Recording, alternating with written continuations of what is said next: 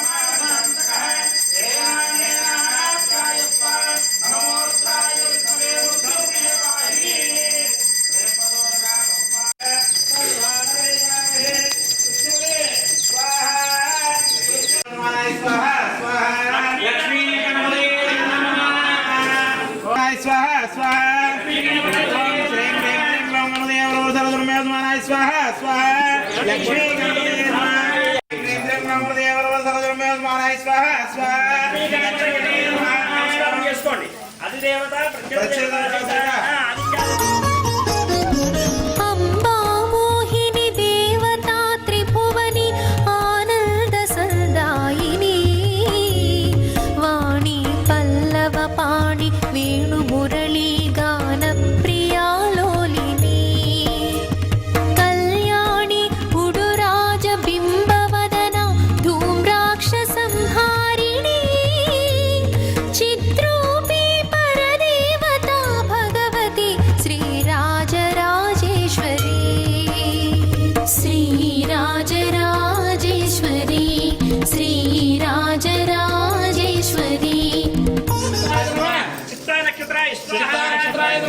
स्वाति नक्षत्राय विशाख नक्षत्राय ज्येष्ठ नक्षत्राय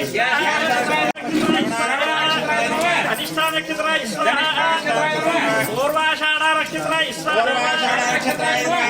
अंटारो स्वाहा सूर्य ग्रहाय नमः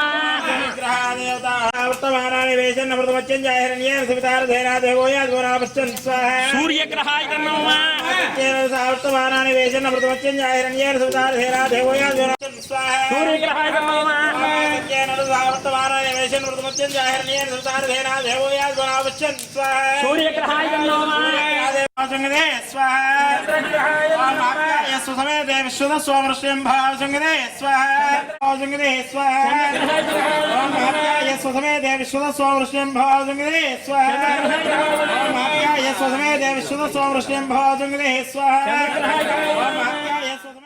తాడేపల్లిగూడెం యాగానపల్లి గ్రామంలో వెంచేస్తున్న శ్రీ రాజరాజేశ్వరి అమ్మవారి యొక్క సన్నిధానంలో ఈరోజు జ్యేష్ఠ బహుళ అమావాస్య బుధవారం మృగశిర నక్షత్రయుక్తంగా వచ్చింది.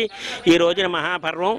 ఈ రోజున ఎవరైతే ఈ నవగ్రహ పూజ నవగ్రహ హోమం అలాగే మృత్యుంజయ హోమం చేసుకుంటారో వారికి ఎటువంటి రుణ బాధలు ఉన్నా శత్రు బాధలు ఉన్నా అలాగే వివాహం కాని వారికి వివాహం అలాగే వివాహం అయ్యి సంతానం లేని వాళ్ళకి సంతానం కలిగే ఇటువంటి మహత్తరమైన పూజ ఈ రోజున మృగశిర నక్షత్రయుక్త బుధవారం అమావాస్య వచ్చింది.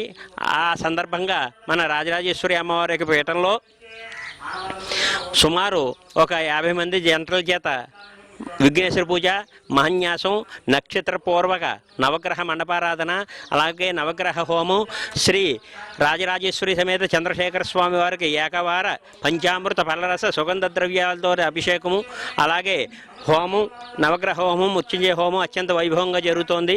కాబట్టి ప్రతి నెల కూడా ఇదే సందర్భంగా జరుగుతుంది.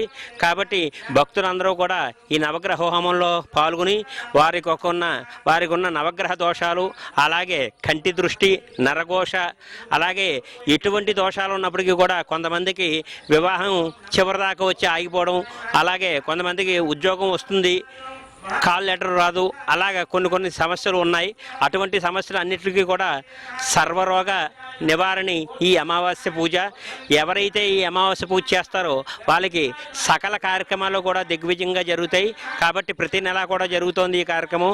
అలాగే ఈ పూజా కార్యక్రమంలో పాల్గొనే భక్తులందరికీ కూడా పీఠం వారే సామాన్లు అన్నీ కూడా అందజేస్తున్నారు. అలాగే అన్నప్రసాద వితరణ కూడా జరుగుతుంది. కాబట్టి ప్రతి ఒక్కరూ కూడా ఈ అమావాస్య పూజలో పాల్గొని అమ్మవారి యొక్క అనుగ్రహం పొందవలసిందిగా కోరుచున్నాం.